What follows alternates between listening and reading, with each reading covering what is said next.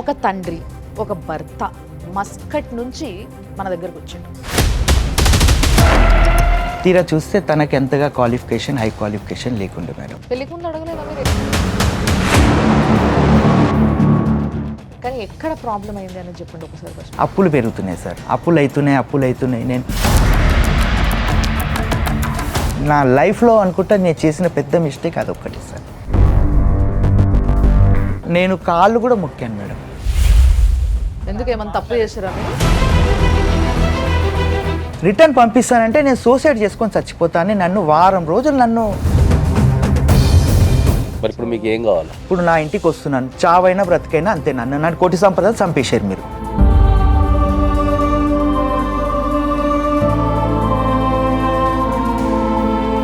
విడిపోయే అంత పెద్ద గొడవ ఎక్కడ జరిగింది మీ ఇద్దరికి? అంటే సెకండ్స్ లేట్ అయినా కూడా ఫోన్ ఎందుకు లీవ్ చేయలేదు ఇప్పటివరకు?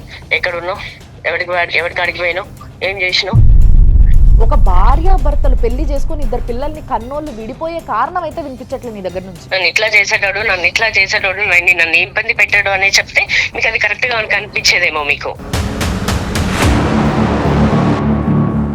నీకు ఆ ఇంటి మీద రైట్ కావాలా వద్దా? ఉండరా? ఉంటుంది. మీ పిల్లలు నీ దగ్గరకు వస్తారని నమ్మకం ఉందా? మరి ఇప్పుడు 2 సంవత్సరాలు నాతో మాట్లాడని ఇవ్వకుండానైతే భయం అయితే పెట్టారు వాళ్ళకి. నీ భార్య నీ మాట ఇంటదేవో చూడాలి నువ్వు. ఇప్పుడు అదొక రకమైన ట్రీట్మెంట్ అది. సుమన్ టీవీ ప్రేక్షకులకి నమస్తే. లైఫ్ జర్నీ కార్యక్రమానికి స్వాగతం. Eco Tejas world class electric bike అతి తక్కువ ధరలోనే. ఈరోజు ఒక తండ్రి, ఒక భర్త, ఒక ఇంటి యజమాని మస్కట్ నుంచి మన దగ్గరకు వచ్చిండు. ఏడ్చుకుంటూ వచ్చిండు. మగవాళ్ళు ఏడుస్తున్నారు అని అంటే ఏంటి అసలు ఇంత పెద్ద బాధ అని ఎవరైనా అనుకుంటారు కదా. మరి ఈయన బాధ ఏంది, ఈయన చింత ఏంది, అసలు మన సుమన్ టీవీ మెట్లెక్కడానికి కారణం ఏంది, ఈ విషయాలు తెలుసుకోవడానికి అండ్ ఆయనకి మన వైపు నుంచి ఏదైనా సహాయం చేయొచ్చా, ఆయన వైపు న్యాయం ఉందా అనేది చూడ్డానికి ఈరోజు మనం అడ్వకేట్తో పాటు ఇక్కడ కూర్చోవడం జరిగింది. మీ అందరికీ తెలుసు కదా. సో లైఫ్ జర్నీలో మనకి senior most advocate, high court advocate ఆయన నాగేశ్వరరావు పూజారి గారు ఉన్నారు. సో ఆయనతో మాట్లాడదాం. ఆయనతో మాట్లాడి ఆయనతోనే ఈ ప్రాబ్లంకి సొల్యూషన్ తీసుకొద్దాం. సార్ నమస్తే. నమస్తే అండి. నమస్తే మేడం. సో శేఖర్ గారు మస్కట్ నుంచి వచ్చారు. సరేనా? మస్కట్లో ఏం జాబ్ చేస్తుండే మీరు? ఆఫీస్ అసిస్టెంట్ కమ్ అకౌంట్స్ ఎన్ని వర్క్ సంవత్సరాలు చేస్తాను. ఉన్నారు అక్కడ? 2003 నుంచి టిల్ మొన్నటి వరకు సార్, ఆగస్టు వరకు. ఆగస్టులో ఫైనల్లీ క్యాన్సిల్ చేసుకొని వచ్చాను సార్ నేను. సో ఇప్పుడు చెప్పండి మీ సమస్య ఏంది అనేది. అసలు 2009లో నాకు నల్గొండ వాస్తవులైన గుంటి యాదగిరి వాళ్ళ కూతురుతో మ్యారేజ్ అయింది సార్. ఏం పేరు మీ వైఫ్ది? సంతోషిని సార్. ఏది నువ్వు మస్కట్లో? నేను అక్కడే ఉన్నాను సార్, జాబ్ చేస్తున్నాను. మా రిలేటివ్స్, కజిన్ బ్రదర్స్ వాళ్ళు టైలరింగ్లో ఉన్నారు సార్ అక్కడ. నాకు ఇప్పుడైతే ఎవరైతే మా అమ్మాయిని ఇచ్చారో నా మామయ్య వాళ్ళ చుట్టాలు కూడా 2-3 అక్కడ ఇదే సేమ్ ఫీల్డ్లో టైలరింగ్లో లేడీస్ డ్రెస్సెస్ కుట్టుతారు సార్ వాళ్ళు. ఆ సందర్భంలో వాళ్ళు ఇక్కడికి రావడం పోవడం చూసి నన్ను అక్కడ చూశారు సార్. చూసి అబ్బాయి బాగున్నాడు అని చెప్పి మా కజిన్ బ్రదర్స్ అడిగారంట. సరే మా అమ్మాయి ఉన్నది, మరి మా అమ్మాయి బాగుంటుంది, చదువుకున్నది, జాబ్ చేస్తుంది హైదరాబాద్లో. ఏం జాబ్స్ చేస్తున్నాడు తను?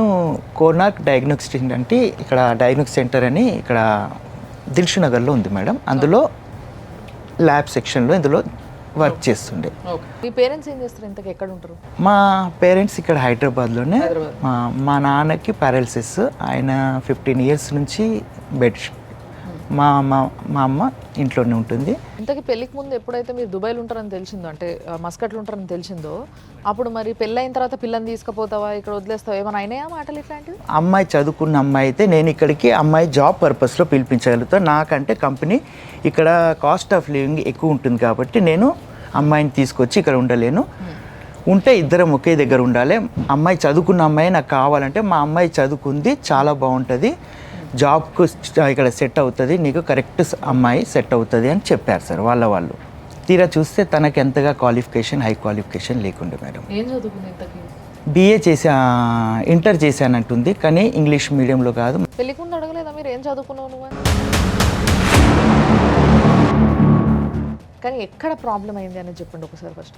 నేను వెళ్ళాక నీకు అక్కడికి జాబ్ వీసా చూస్తాను, ట్రై చేసి పిలిపిస్తాను అని చెప్పాను. మమ్మీ డాడీతో ఉండమన్నారు. మా మమ్మీ డాడీతో తను ఉండనన్నాను మేడం. నువ్వు వెళ్ళే ముందు మా అమ్మ నాన్నతోటి ఏం చేస్తావో ఎలా మాట్లాడుతావో నాకు తెలియదు, మా అమ్మ వాళ్ళ ఇంట్లోనే ఉంచి వెళ్ళు అని చెప్పేసింది. 2009లో మ్యారేజ్ అయినాక ఫస్ట్ విజిట్లో తనని 3 months వీసాలో పిలిపించి జాబ్ కోసం ట్రై చేస్తే దొరకలేదు సార్. దొరకలేకుంటే మళ్ళీ తను రిటర్న్ వెళ్ళాల్సి వచ్చింది. ఫ్యామిలీ విజిట్ అని ఉంటుంది. ఆ వీసా తీసుకొని తను 2 years వీసాలో పిలిపించాను. పిలిపించిన తర్వాత అప్పటికే మాది 2011లో సార్ ఇది జరిగింది. పిల్లల కోసం అనుకుని ప్లాన్ చేసుకున్నాం కాబట్టి తను కన్సీవ్ అయింది సార్. ఫస్ట్ కన్సీవ్ అయినప్పుడు 6 months ప్రెగ్నెన్సీలో డాక్టర్స్ ట్రావెలింగ్ చేయొచ్చు అన్నప్పుడు వాళ్ళ సిస్టర్ని కూడా విజిట్లో పిలిపించి తనకు తోడుగా పంపించాను హైదరాబాద్కి. 2011లో మాకు September 1 బాబు పుట్టాడు సార్. 15లో నేను సేవింగ్ చేసుకున్న అమౌంట్ తోటి ఒక ఇల్లు తీసుకున్నాను సార్. అప్పటికి నాకు ఒక 15 lakhs వరకు సేవింగ్ ఉండే. నేను వెళ్ళిన దగ్గర నుంచి ఆవిడకే అమౌంట్ పంపిస్తే మా అమ్మ నాన్న ఖర్చులకు కూడా ఆవిడే వెళ్ళి ఇచ్చేది సార్. లోను నాకు ఇచ్చారు మేడం. నా సాలరీ సర్టిఫికేట్ అక్కడ నుంచి పంపించాను. నా 6 months previous statement, bank statement, salary transfer అనేది అదొకటి, నా పాస్పోర్టు, నా ఐడి అవన్నీ ఇండియన్ ఎంబసీలో అటెస్టెంట్ చేయించి పంపిస్తే వాళ్ళు నాకు లోన్ పాస్ చేశారు సార్. మా వైఫ్తో రిక్వెస్ట్ చేశాను, ఇప్పుడు నేను రావాలి రిజిస్ట్రేషన్ అంటే మళ్ళీ నాకు కుదరదు కదా, మరి ఇప్పుడు ఎట్లా ఇలాంటి ప్రాసెస్ అంటే తను ఏమన్నది, మేడం ఇల్లు నా పేరు మీద రిజిస్ట్రేషన్ చెయ్యి, లేడీస్ పేరు మీద చేస్తే GST ఒక 2 lakhs వరకు తగ్గుతుంది అని నాకు ఒకటి చెప్పింది సార్. పవర్ ఆఫ్ అటెండ్ నాకు మెయిల్ చేస్తే అది ప్రింట్అవుట్ తీసుకొని నేను అది ఫిల్ చేసి మొత్తం డీటెయిల్స్ ఇండియన్ ఎంబసీలో అటెస్టేషన్ చేసి నా ఫోటో పెట్టి అటెస్టేషన్ చేసి పంపించాను. ఎవరెవరు ఉంటున్నారు ఆ ఇంట్లో? తీసుకున్న తర్వాత నుంచి మా అత్త, మా మామ, మా బావమరిది, మా వైఫ్ వాళ్ళ తమ్ముడు, వాళ్ళ సిస్టర్. అంటే ప్రెషర్ చేసేదా మీ భార్య మిమ్మల్ని ఇంత పంపించాలి ఎవ్రీ మంత్ అని? నాకు నా శక్తికి మించిన ఖర్చులు అయిపోయాయి సార్. అప్పులు పెరుగుతున్నాయి సార్. అప్పులు అవుతున్నాయి. నేను 50,000 పంపించినా సరిపోదంట సార్, 70,000 పంపించినా సరిపోదు, ₹1,00,000 పంపించినా సరిపోదంట సార్. అప్పులు అవుతున్నాయి అనుకుంటా 2020లో మళ్ళీ తను టాప్ ఆఫ్ ద లోన్ అని మళ్ళీ 10 లక్షలు బ్యాంక్ నుంచి లోన్ తీసింది సార్. బ్యాడ్ లక్ ఏంటి సార్, అక్కడి నుంచి నా స్టార్ట్ అయింది సార్. అస్సలు టైం అంటే నా బ్యాడ్ లక్ అక్కడి నుంచి. కరోనా వచ్చింది, నా సాలరీ తగ్గింది ఒకవైపు సార్, ఇక్కడ EMI పెరిగింది సార్. టాప్ అప్లో ఎందుకు తీశారు మరి? అప్పులు అయినాయి అంటుంది సార్. మీరు బయట ఎక్కడ ఇండియాలో అప్పులు చేశారా? మా చెల్లెల దగ్గర 4 లక్షలు తీసుకున్నా, మా తమ్ముడి దగ్గర 2 లక్షలు తీసుకున్నా. వాళ్ళందరూ మీరు ఇల్లు కొనుక్కున్నప్పటి నుంచి మీ ఇంట్లోనే ఉన్నారు? నేను వెళ్ళగానే నా ఇంట్లో వచ్చి వాళ్ళ హస్బెండ్ తోటి నా ఇంట్లో ఉండడం స్టార్ట్ చేసింది సార్. మా మరదలు, మీ మరదలు వాళ్ళు ఒక సపరేట్ రూమ్ నంది హిల్స్లో తీసుకున్నారు. నేను ఇచ్చిన ఫర్నిచరు వాళ్ళకి వచ్చిందంతా అందులో పెట్టి లాక్ వేసి రెంట్ కడుతున్నారు, కానీ అక్కడ ఉండట్లేదు. ఎందుకు ఉండట్లేదు అని అడిగితే ఆమె ఎయిర్పోర్ట్లో జాబ్ చేస్తుంది. నైట్ షిఫ్ట్కి వెళ్తే డే అంతా పడుకుంటుంది, డే షిఫ్ట్కి వెళ్తే నైట్ అంతా వచ్చి పడుకుంటుంది. ఆమెకు అదే లైఫ్ స్టైల్ అలవాటు అయిపోయింది సార్. మరదలు వాళ్ళ హస్బెండ్ కూడా ఎన్నిసార్లు, ఎందుకంటే నాతోటి క్లోజ్గా ఉండే సార్, పెళ్ళైన కొత్తలో చెప్పుకున్నాడు నాకు, ఇలా కరెక్ట్ కాదని చెప్తున్నా నా మాట వింటలేదన్న, ఇట్లా ఉండడం కూడా కరెక్ట్ కాదు అని మా అమ్మ నాన్నలు కూడా అన్నారు. సడకుండా ఇంట్లో ఉండడం కరెక్ట్ కాదు, నువ్వు అట్లా ఉంటాం, మేము ఎట్లా వస్తాం మీ ఇంటికి, మీరు రెంట్ హౌస్ ఉన్నదా అక్కడ ఉండర్రి అంటే కూడా మా వైఫ్ వింటలేదు అని చెప్పేసి వాళ్ళ అమ్మ నాన్నతో కూడా చెప్పారంట. ఇల్లు కొన్నప్పుడు మీ భార్య మిమ్మల్ని అడిగిందా, మరి మా అమ్మ నాన్న మా చెల్లె తమ్ముడు వచ్చి ఇక్కడ ఉంటారంట, నేను ఉంచుకుంటా, నువ్వు లేవు కదా నాకు తోడు ఉంటారని అడిగిందా? మీ అమ్మ నాన్నతోటి మాట్లాడతాను, వాళ్ళని ఇక్కడ తీసుకొచ్చి ఉంచుతాను, నేను వాళ్ళకి నీ గార్డియన్గా ఉంటారని చెప్పేసి మా అత్త మామని, మా మరదల్ని, మా వైఫ్ వాళ్ళ తమ్ముడిని, సిస్టర్ని తీసుకొచ్చి మా ఇంట్లో ఉంచాను సార్. నా లైఫ్లో అనుకుంటా నేను చేసిన పెద్ద మిస్టేక్ అదొక్కటి సార్. ఫైనల్గా మీరు ఫైనాన్షియల్ ప్రాబ్లమ్స్ ఉన్నాయని చెప్తున్నారా? ఫైనాన్షియల్ ప్రాబ్లం నుంచి పర్సనల్ లైఫ్లోకి వచ్చేసింది సార్. ఏముంది పర్సనల్ లైఫ్లో? ఇందులో ఇంటర్ఫేర్ వాళ్ళ అమ్మ నాన్న చాలా ఇన్వాల్వ్ అయిపోయి మొత్తం మా వైఫ్ తోటి ఏం చెప్పారో తెలియదు సార్, ఆ భగవంతుడికే తెలుసు, మొత్తం నెగిటివ్ మైండ్గా చేసేసారు ఆమెను. ఇప్పుడు మా మధ్యలో మనస్పర్ధాలు, గొడవలు, నాతో మాట్లాడకపోవడాలు, నెలల కొద్దీ మాట్లాడదు సార్. పిల్లలు మాట్లాడి అంటే వీడియో కాల్ చేస్తే కూడా మాట్లాడించదు సార్. 20 నుంచి స్టార్ట్ అయ్యాయి గొడవలు. అలా జరుగుతూ 22లో వచ్చాను, నాతో ఎవ్వరూ మాట్లాడలేదు, జస్ట్ ఏదో వచ్చాను ఒక గెస్ట్ లాగా. మా వైఫ్ వాళ్ళ బ్రదర్ మ్యారేజ్కి ఉన్నాను, నాకు చేయాల్సింది చేశాను, పెట్టేది పెట్టాను. మళ్ళీ వెళ్ళిపోయే టైంలో గొడవలు జరిగాయి. తను ప్రతిదానికి అప్పుడు మీరు మాట్లాడలేదా మీ వైఫ్ తో? ఏమైంది? ఎందుకు మాట్లాడేది మాట్లాడలేదు? మేడం. ఏం సంగతి? నేను కాళ్ళు కూడా మొక్కాను మేడం. ఎందుకు ఏమైనా తప్పు చేశారా మీరు? తప్పు నేను చేయలేదు మేడం. మరి కాలేదు. నాతోటి ఎందుకు మాట్లాడట్లేదు నేను అదే అడిగాను మేడం. స్టార్టింగ్లో విజిట్లో పిలిపించాను కదా, తనకు జాబ్ దొరకకపోతే నేను రిటర్న్ పంపిస్తానంటే నేను సూసైడ్ చేసుకొని చచ్చిపోతానని నన్ను వారం రోజులు నన్ను నిద్ర లేకుండా తిండి లేకుండా నన్ను బెదిరించింది సార్. ఇప్పుడున్న పరిస్థితి ఏముంది మరి? ఇప్పుడు తనకు డివోర్స్ కావాలంట సార్. నేను వద్దు అంటున్నది. డివోర్స్ ఎందుకు కావాలంటే కారణం ఏంది? కారణం చెప్పు అంటే నువ్వంటే నాకు ఇష్టం లేదు, నీతో ఉండదలుచుకోలేదు, నిన్ను చూసి చూసి నీతోటి నేను భరించలేకపోతున్నాను, నువ్వు నేను పెళ్లి చేసుకున్నప్పటి నుంచి నన్ను టార్చర్ పెడుతున్నావు అని అంటున్నది. మేము కలిసే లేము అసలు. 2020 వరకు బాగానే ఉన్నాం సార్. ప్రతిదానికి ఆయన వచ్చి నా ఇంట్లో ఉన్నప్పటి నుంచి ఆయన నన్ను కంపారిజన్ చేస్తున్నారు సార్. ఆయన ఐటీలో జాబ్ చేస్తాడు, 1 lakh అబోవ్ సంపాదిస్తాడు. ఇప్పటివరకు మీరు చెప్పినట్టు అయితే నార్మల్గా అన్ని కుటుంబాల్లో జరిగే విషయాలే. మేము ఇంకా యాక్చువల్గా ఎప్పుడెప్పుడు పెద్ద విషయం ఏమన్నా ఉంటుందో ఏం చెప్తారని చూస్తున్నాం. ఇప్పుడు మీ పిల్లలు ఎక్కడున్నారు? మా వైఫ్ దగ్గరనే మీ ఉన్నారు సార్. పిల్లలకు మీకు అటాచ్మెంట్ ఎట్లుంది? లేదు సార్, 2 years నుంచి నా సరిగా కాంటాక్ట్లో లేరు సార్, మాట్లాడివ్వట్లేదు. మరి మీరు పెద్ద మనసులో పంచాయతీ లాంటిది ఏం పెట్టలేదు? సొసైటీలో ఉన్న పెద్ద మనుషులందరూ వచ్చారు సార్. వాళ్ళు ఎంత నచ్చ చెప్పారు, కలిసి ఉండండి భార్య పిల్లలు, మీరు మీ మధ్యలో ఏది ఉన్నా కనీసం పిల్లల కోసం కలిసి ఉండండి. నేను కోరేది కూడా అదే సార్. నువ్వు నాకు ఏదో చేసి పెట్టాలి, నువ్వు నాతోటి నీ నుండి ఏది ఎక్స్పెక్ట్ చేయను. నేను నా పిల్లలకి తల్లిలాగుండు, నేను వాళ్ళకి తండ్రిలాగా ఉంటాను. 2 bedrooms ఉన్నాయి కదా, ఒక బెడ్రూమ్లో నువ్వు ఉండు, నాతో మాట్లాడకపోయినా పర్వాలేదు, నేను చచ్చేంత వరకు మాట్లాడకపోయినా పర్వాలేదు, నేను ఫోర్స్ చెయ్యా, నా పిల్లలకు తండ్రిలాగా ఉంటాను. నేను పుట్టినప్పటి నుంచి వాళ్ళతో లేను సార్. నేను కనీసం ఇప్పుడు వచ్చినాను వాళ్ళతో ఉండనివ్వు అని అంటే కూడా యాక్సెప్ట్ చేస్తలేదు సార్. పోనీ పైన ఒక ఫ్లోరే వేసుకున్నాను, ఒక రూమ్ వేసుకొని ఉంటాడమ్మా అని చెప్పినా కానీ వినట్లేదు సార్. ఎందుకు విడాకులు అంటే నాకు ఆయనతో ఉండడం ఇష్టం లేదు సార్.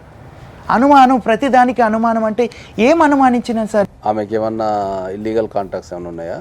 నేను దాని గురించి నేను నా మైండ్లో కూడా ఆలోచన రాలేదు సార్. కానీ ఇప్పుడు ప్రతి మనిషి అదే మాట చెప్తున్నారు సార్. అలాంటి పనులు ఎక్కువ రోజులు దాగవు, ఎక్కడెక్కడో లోపల దాచి పెట్టుకుంటే ఉండేటివి కావు. ఎవరో ఒకరు చెప్తారు, ఎవరి ద్వారానో మీకు తెలుస్తుంది. అట్లా ఎవరన్నా చెప్పినరా మీకు? లేదు మేడం, నాకు అట్లాంటి అనుమానమే లేదు మేడం. నేను చెప్పినా నమ్మను. ఇప్పుడున్న ప్రాబ్లం ఏముంది మీకు? ఇప్పుడు నేను అన్ని వదులుకొని వచ్చాను సార్. ఈవెన్ నేను జాబ్, ఎంత మంచి జాబ్ సార్. ఆమెకి పార్లర్ కోర్సు కూడా నేర్పించాను సార్. అక్కడికి పిలిపిస్తే 30,000-40,000 వస్తుంది, లేదా ఓన్ పార్లర్ నేను పెట్టిస్తాను, 1 lakh వరకు ఇన్కమ్ వస్తుంది, ఇక్కడికి రా. నాకు ఎన్ని రోజులని, నేను భార్య పిల్లల్ని దూరం ఉండి నేను ఎన్ని రోజులని బ్రతకాలి ఇట్లా అని అడిగాను సార్. నేను రాను అంటది. వాళ్ళ నాన్నంటే నా బిడ్డని పంపియను అంటాడు. వాళ్ళ నాన్న ఎక్కడున్నాడు? నా కొడుకు పుట్టిన తర్వాత ఆయన ఏదో లీవ్లో వచ్చారు సార్. ఆ తర్వాత వాళ్ళ ఫ్యామిలీ వాళ్ళు ఇంకా నువ్వు వెళ్ళని అవసరం లేదు, ఎన్ని సంవత్సరాలు కష్టపడతావు అని ఆయన పాస్పోర్ట్ లాగేసుకొని ఆయన పోనివ్వలేదు సార్. అదే ఇప్పుడు ప్రధానంగా ఏంటంటే మీరు చెప్పిన దాంట్లో 2 విషయాలు ప్రధానంగా మనం చర్చించాల్సిన విషయాలు 2 ఉన్నాయి.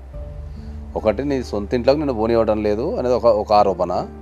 రెండోది, ఆమె డైవోర్స్ ఇస్తా అంటుంది అనేది 2వ ఆరోపణ. ఇంతే కదా? రెండో విషయం.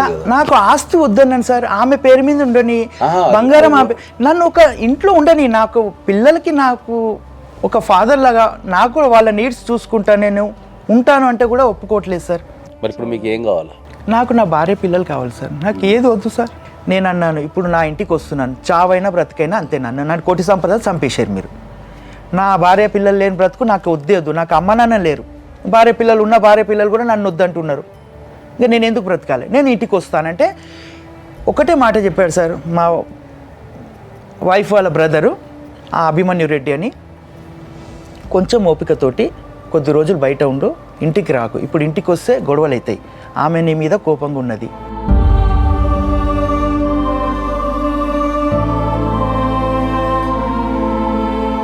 ఒక పని చేద్దాం సార్, అయితే ఒక్కసారి వీళ్ళ వైఫ్తో కూడా మాట్లాడదాం. మరి ఆమె ఏం చెప్తుందో, ఆమె యాంగిల్ ఏందో చూసి విన్న తర్వాత ఒకసారి మాట్లాడదాం. హలో, సంతోషిని గారా? అవునండి, చెప్పండి. సంతోషిని గారు, మీ హస్బెండ్ శేఖర్ గారు సుమన్ టీవీకి వచ్చారండి. ఓకే. ఆయన ఏడుస్తున్నారు. మీరు అంటే తన వైఫ్ పిల్లలు కావాలని ఏడుస్తున్నారు. ఓకే. సో మీరేమో ఆయన వద్దనుకుంటున్నారట. ఓకే. ఏంటి రీజను అని అంటే, పెద్ద గొడవలు ఏం లేవు, నన్ను వద్దంటుంది తను అని చెప్పేసి చెప్తూ ఉన్నారు. ఓకే. మీరేమంటారు? అసలు ఏమైంది ప్రాబ్లం? ఎందుకు ఏడుస్తున్నారు మరి ఆయన? ఇప్పుడు ఏదైనా సిచ్యువేషన్ వస్తుంది, ఆ సిచ్యువేషన్ ఇది ఏంటి, ఇది ఎందుకని ఏది అడగొద్దు, క్వశ్చనింగ్ చేయొద్దు తనని. నేను ఏది కూడా అమౌంట్ ఇది ఇట్లా అంటే కూడా ఏది అడగొద్దు. తను అడిగిన దానికి సమాధానం అంతే. ఇది ఇంత, నువ్వు 3 కాళ్ళు అంటే 3 కాళ్ళే అనాలి, 4 కాళ్ళు అంటే 4 కాళ్ళే అనాలి. ఇప్పుడు అంతకుమించి ఇంకో మీకు క్వశ్చన్ నెల నెల చేయడానికి పైసలు పంపించేటోడు అనేసి అంటున్నారు, మరి పంపించేటోళ్ళ నిజంగానే? పంపించాడండి. విడిపోయే అంత పెద్ద గొడవ ఎక్కడ జరిగింది మీ ఇద్దరికి? అంటే ఇప్పుడు బేసిక్గా భార్య భర్తల మధ్యలో కొన్ని చిన్న చిన్నవి జరుగుతూనే ఉంటాయి, మళ్ళీ కలిసిపోతా ఉంటారు. చిన్నవి ఏం లేదండి. మ్యారేజ్ అయిన కాడి నుంచి యాక్చువల్ గా ఫుల్ పిచ్చ అనుమానం తనకి. ఇప్పుడు ఏమంటే ఎవరైనా చెప్తే కూడా నమ్మడానికి ఉండదు. తను అలా బిహేవ్ చేస్తాడు. కనిపించేది ఒకలాగా, వెనక తిరిగేది ఒకలాగా. కంపెనీ నుంచి రూమ్ ఉంటది, అన్ని ఫెసిలిటీస్ ఉంటాయి, ఏ ఇబ్బంది ఉండదు అనేసి చెప్పినోడివి కనీసం తీసుకెళ్లి నువ్వు కనీసం ఒక పెద్ద హాల్ ఉంటుందండి, కనీసం ఒక 10 to 15 మెంబర్స్ ఈజీగా పడుకోవచ్చు. ఆ హాల్లో తీసుకెళ్లి నువ్వు అక్కడ ఉంచావు అనేసి ఒక అమ్మాయి ఎలా ఉంటది? ఇక్కడికి వచ్చిన తర్వాత కూడా మళ్ళీ సేమ్ అంటే ఫోన్ కనీసం ఒక 5 to 10 minutes లేట్ అయినా లేదు, 5 to 2 seconds లేట్ అయినా కూడా ఫోన్ ఎందుకు లిఫ్ట్ చేయలేదు ఇప్పటి వరకు? ఎక్కడున్నావు, ఎవరికి అడిగి పోయినావు, ఏం చేసినావు? ఇవి మాటలు రిపీటెడ్ అసలు మనుషులని మానసికంగా ఎట్లా చేశారు అంటే. హింస పెడుతుంటే ఎవరికైనా వినిపించారా, లేదంటే ఏదైనా రికార్డ్ చేసి పెట్టారా మీరు? నేను ఎవరికి ఏమీ చెప్పలేదండి. వైఫ్ అండ్ హస్బెండ్ మధ్యలో చాలా మిస్అండర్స్టాండింగ్స్ ఉంటాయి. ఒకవేళ మీరు అన్నట్టుగా అనుమానమే ఉందనుకుందాం ఆయనకి, ఒకవేళ అనుమానమే ఉన్నా కూడా అది మీ ఇద్దరు ఒక దగ్గర ఒక స్ట్రెచ్లో లేకపోవడం వల్ల కలిగిందే కావచ్చు అనుకుందాము. ఇన్ని సంవత్సరాలుగా పెళ్ళయి ఇన్ని సంవత్సరాలుగా దూరం ఉన్నారు కాబట్టి. మరి ఇప్పుడు ఆయన అన్ని వదిలేసుకొని నాకు నా భార్య పిల్లలే కావాలి అని ఇటు వచ్చారు కదా. అవును, ఇటు వచ్చినప్పుడు మరి ఒక ఛాన్స్ ఇచ్చి చూడొద్దా మీరు? 2015 వెళ్ళి తీసుకున్నాము, అయిపోయింది.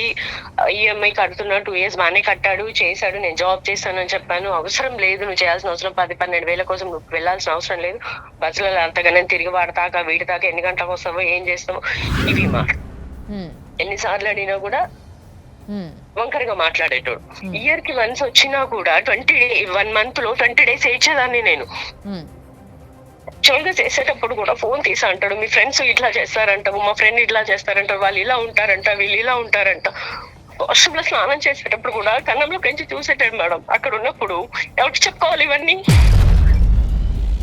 బాగానే ఉన్నారు కదా మా husband.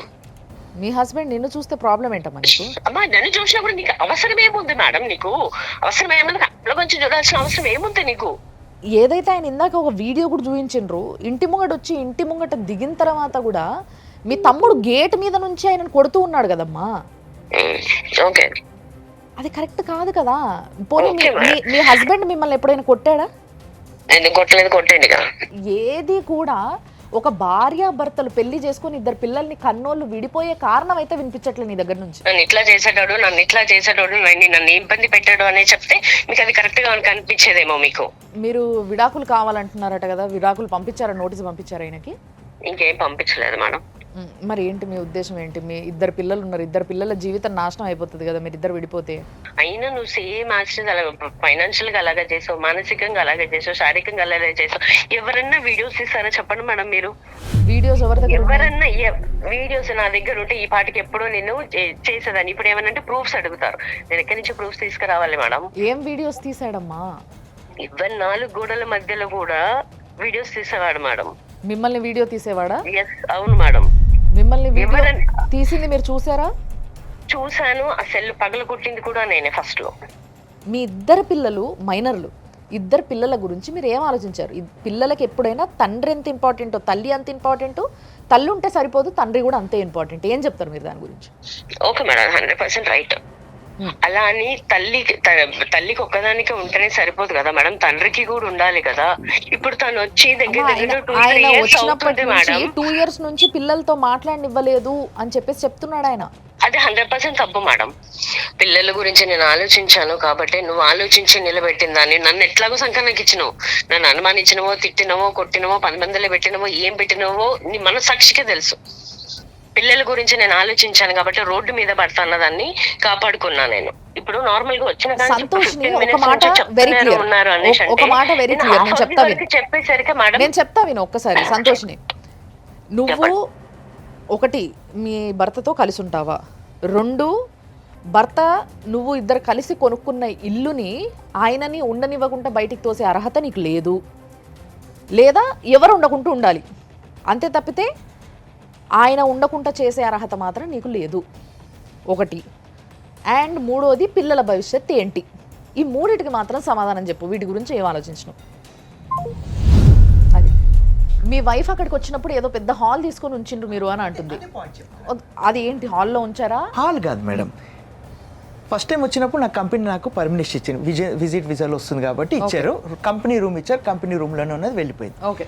Second time permanent visa తీసినప్పుడు కంపెనీ నాకు ఇవ్వదు మేడం, ఎందుకంటే అది ఓన్లీ మేనేజర్ లెవెల్కి పెద్దవాళ్ళకే ఇస్తారు వైఫ్కి వీసా, పిల్లలకి. నా పొజిషన్ని బట్టి ఇవ్వరు, ఎందుకంటే నాకు ఇస్తే ఇంకా 10 మందికి 100 మందికి ఇవ్వాల్సి వస్తుంది, అది సిచ్యువేషన్. కాబట్టి ఇవ్వనన్నారు, రూమ్ ఇవ్వనన్నారు, వీసా ఇవ్వనంటే నేను బయట పే చేసి, అక్కడ స్పాన్సర్లు ఉంటారు సార్ ఆ కంట్రీ వాళ్ళు, వాళ్ళకి పే చేసి నా వైఫ్ని పిలిపిస్తున్నా అంటే వాళ్ళ రెస్పాన్సిబిలిటీ మీద వాళ్ళు ఒక వీసా ఇస్తారు మేడం. అక్కడ మాకంటూ ఒక వీళ్ళు సపరేట్ ఉంటే వాళ్ళు సపరేట్ ఉంటే, నేను మా కో బ్రదర్ దగ్గర షేరింగ్ అకామిడేషన్ తీసుకున్నాను సార్. ఎందుకంటే ఒక్కొని తీసుకుంటే 30,000-40,000 పోతుంది సార్ నాకు. నేను వచ్చే సాలరీలో 30,000-40,000 నేను రూమ్కే పే చేస్తే నేనేం తింటాను, నేనేం కడతాను, ఏం సేవింగ్ చేస్తాను మేడం, ఆ ఆలోచించే షేరింగ్లో తీసుకున్నాను మేడం మా కో బ్రదర్స్ తోటి. తను 6 months కన్సీవ్ అయ్యి ఎలా వస్తుంది మేడం, నేను హాల్లో పడుకోబెడితే. ఇప్పుడు మీరు విన్నారు ఆమెతో మాట్లాడింది. నిజంగా చెప్పాలంటే యాక్చువల్గా ఆమె మాట్లాడిన విధానం వింటుంటే ఫస్ట్ నుంచి ఆమె ఎప్పుడు కూడా నేను అడిగేదాకా కావాలని అడిగాను, నేను అడిగేంతవరకు కూడా తన భర్త తనని కొట్టినట్టుగా చెప్పట్లేదు. ఎందుకమ్మా ఎక్కడైంది గొడవ అని 3 సార్లు అడిగిన నేను ఆమెని. ఎప్పుడైతే నీ భర్త ఏమని నేను కొట్టిండా, ఆయన ఎందుకు కొట్టిరు మీరు, గేట్ మీద నుంచి మీ తమ్ముడు ఎందుకు కొట్టిండు అన్నప్పుడు నన్ను కొట్టిండు కొట్టలేదా అని అప్పుడు స్టార్ట్ చేసింది ఆవిడ. సో బేసిక్గా నాకు తెలిసినంత వరకు ఆడవాళ్ళు ఇప్పుడు వరకు మనం ఇన్ని కేసులు చూసినాం, ఎవరైనా కూడా ఎందుకు వదిలేస్తున్నావు అమ్మా, నీ భర్తని ఎందుకు వద్దనుకుంటున్నావు అని అంటే నన్ను కొట్టేటోడు మేడం అని ఫస్ట్ చెప్పే పాయింటే అది, ఒకవేళ నిజంగా కొడితే. ప్రధానంగా అయితే ఇద్దరు చెప్పిన దాని ప్రకారం అయితే అన్నీ ఒక జనరల్ సంసారంలో ఉండే గొడవలు మాత్రమే ఉన్నాయి. ఈయన చెప్పిన దాని ప్రకారం అయితే ఆమె కూడా అడ్మిట్ చేస్తుంది, ఏంటంటే మనీ తీసుకున్నాను అయితే అడ్మిట్ చేస్తుంది ఆమె. ఎంత ఉంటే అంత, అంటే 30,000 పంపించిన రోజులు ఉన్నాయి, 1 lakh పంపించిన రోజులు ఉన్నాయి అని చెప్పి చెప్తున్నారు. ఇప్పుడు ఈ ఓవరాల్ సినారియోలో చూస్తే ఏంటి అంటే, ఇప్పుడు ఈయనైతే ఏదైతే 2003 నుంచి ఉన్నారు కదా మీరు, 2003 నుంచి ఇప్పటి వరకు మొన్న 2024 ఆగస్టు వరకు సంపాదించిన పైసలన్నీ సరే, ఇద్దరి మధ్యలో ఎంత గొడవలు ఉన్నా ఇక్కడ ఫైనాన్షియల్ ఇష్యూస్ వచ్చారకైతే ఈయన మొత్తం పెట్టుబడి అయితే ఇట పంపించేసి, సో వాళ్ళ ఫ్యామిలీ అయితే అంతా అక్కడ సెటిల్ అయిపోయింది. ఓకే, ఇప్పుడు ఈయన వచ్చిన తర్వాత ఆమె డైవర్స్ తీసుకుందామని డిసైడ్ అయిపోయింది, అందుకని ఇంట్లోకి రాణిస్తలేదు. ఓకే, జనరల్గా చట్ట ప్రకారం ఏంటంటే మీ దగ్గర కనుక ఆమె అకౌంట్లకు పంపించిన, అంటే ఇప్పటిదాకా ఇల్లు కొనడానికి పంపించిన ప్రూఫ్లని కనుక ఉంటే మీరు ఆమె పేరు మీద ఉన్నదాన్ని మీరు క్యాన్సిల్ చేసేసుకోవచ్చు. నేను అప్రాక్సిమేట్లీ ఇందులో తగ్గొచ్చు ఒక 10 లక్షలు 5 లక్షలు, 89,98,700 నా లెక్క ప్రకారం వచ్చింది సార్ ఇంతవరకు ఆమెకు క్యాష్లో రూపంలో. హౌస్ లోన్ అయిపోయిందా, ఉందా మీకు అది? హౌస్ లోను అదే సార్, మా అమ్మది డెత్ అయింది కదా సార్, చనిపోయారు.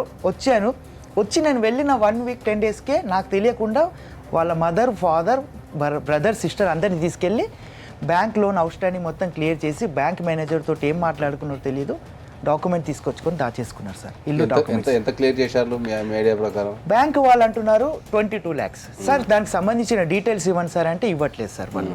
ఇది సేల్ డీట్ ఆమె పేరు మీద చేయించారు సార్, దానికి సంబంధించిన పవర్ ఆఫ్ అటర్నీ సార్ ఇది నేను పంపించాను, ఇది పంపిస్తేనే వాళ్ళు ఆమె పేరు మీద రిజిస్ట్రేషన్ చేస్తానన్నారు, ఆమెకి రైట్స్ పవర్స్ ఇస్తాన్నారు. ఇల్లు ఆమె పేరు మీద ఉంది కాబట్టి డాక్యుమెంట్స్ ఆమెకే ఇచ్చేస్తారు.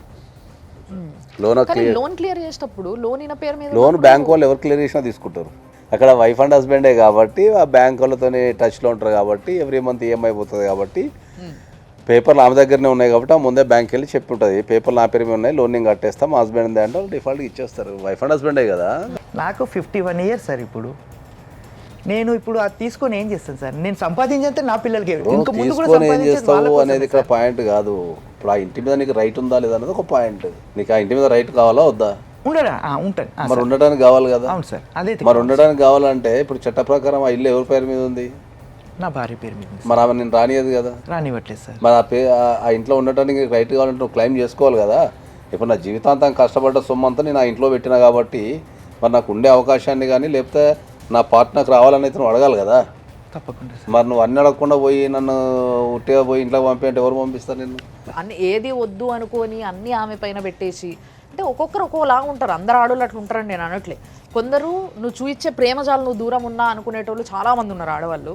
అట్లాంటి వాళ్ళు కాకుండా నువ్వు ఇచ్చే ఆస్తి చాలు, నువ్వు ఆడికెళ్ళి పైసలు పంపుతున్నావు, నువ్వు లేకుంటే ఏంది, నువ్వు ఆడ బాగుండు మేము ఈడ బాగుంటాం అనుకునేటోళ్ళు కొందరు ఉంటారు. పెద్ద మనుషులకు చెప్తున్నారంట, మా అత్త మామ వీళ్ళందరూ కలిసి ఇంకా ఒక 10 years బయట ఉండు, బయట ఉంటే సమస్య సాల్వ్ ఆయన వచ్చి అయిపోతుంది ఏం చేస్తాడు ఇక్కడ ఉండి ఏమన్నా పిల్లలు చేసేది పిల్లలు కానీ ఉందా, సంసారం చేసేది ఉందా అని అంటారంట సార్. చూడండి సార్, ఇంత అంటే నన్ను వాళ్ళు పెద్ద మనుషులన్నా నేను ఒక ATM కార్డ్ లాగా యూజ్ చేసుకుంటున్నారు. ఇప్పుడు నువ్వు పోయి సంపాదించి పంపించు, నేను రేపు భర్తలాగా యాక్సెప్ట్ చేస్తా చూడు అని వాళ్ళు అంటున్నారు సార్. సార్ చెప్తున్నది కూడా అదే, నీకు వాళ్ళు ఆ పెద్దలు చెప్పింది కూడా నీకు అదే, నీకు ఇంకా అర్థమవుతలేదు ఆ విషయం. నీ పైకి నీ పేరు మీదకి కొన్ని నువ్వు తెచ్చుకున్నప్పుడు నీ భార్య నీ మాట ఇంటదేవో చూడాలి నువ్వు. ఇప్పుడు అదొక రకమైన ట్రీట్మెంట్. అది చాలా మంది మగవాళ్ళు చేసే తప్పండి ఇది. ఇంతకుముందు కూడా మనం చాలాసార్లు కొంతమంది మొగోళ్ళని చూసినాం sir.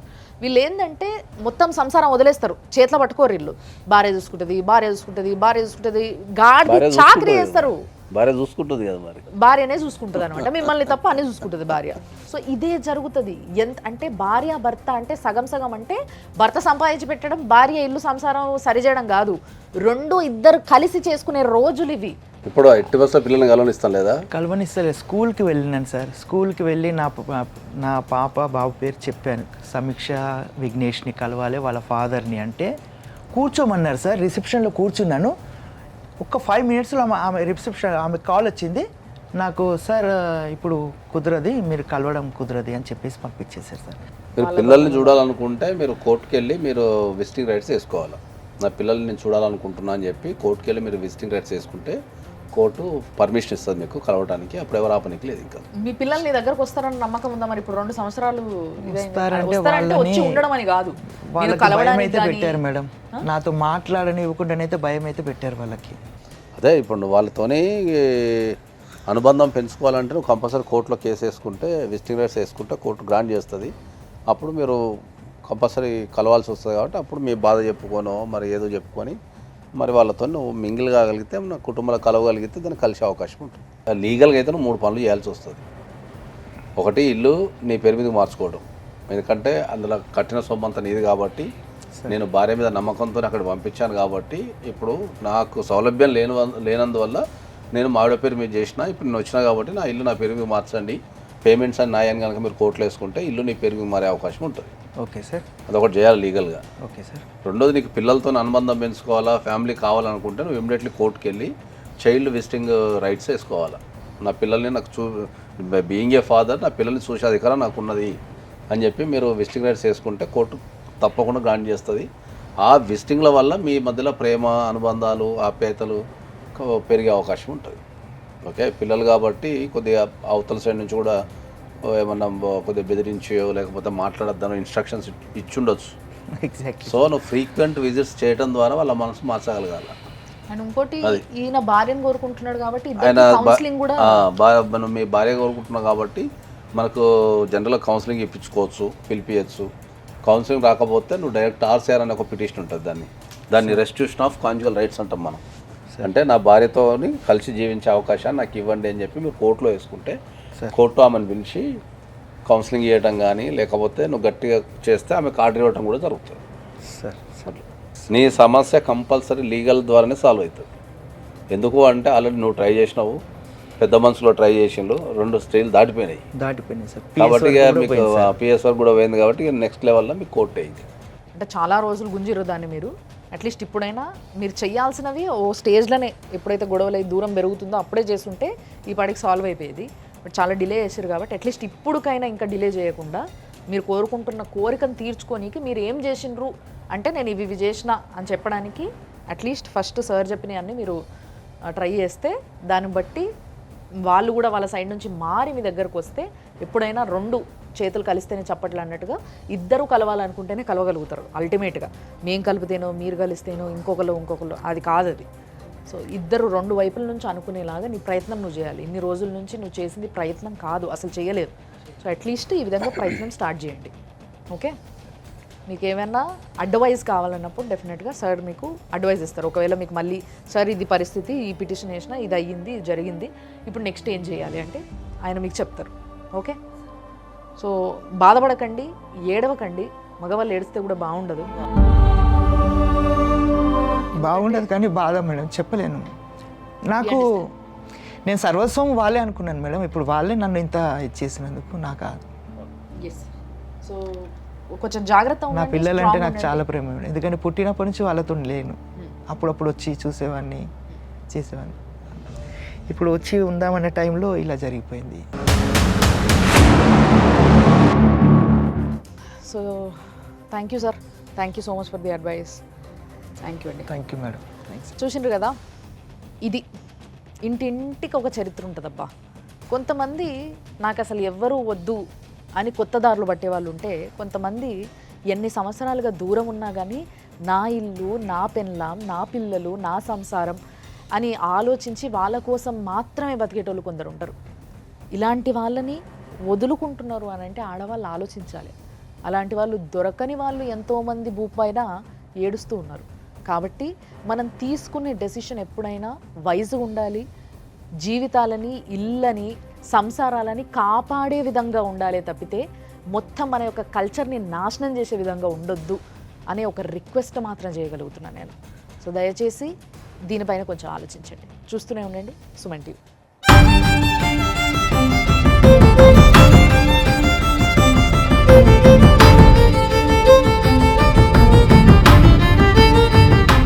Anchors dress courtesy sari house, OU Colony, Shaikpet, Hyderabad.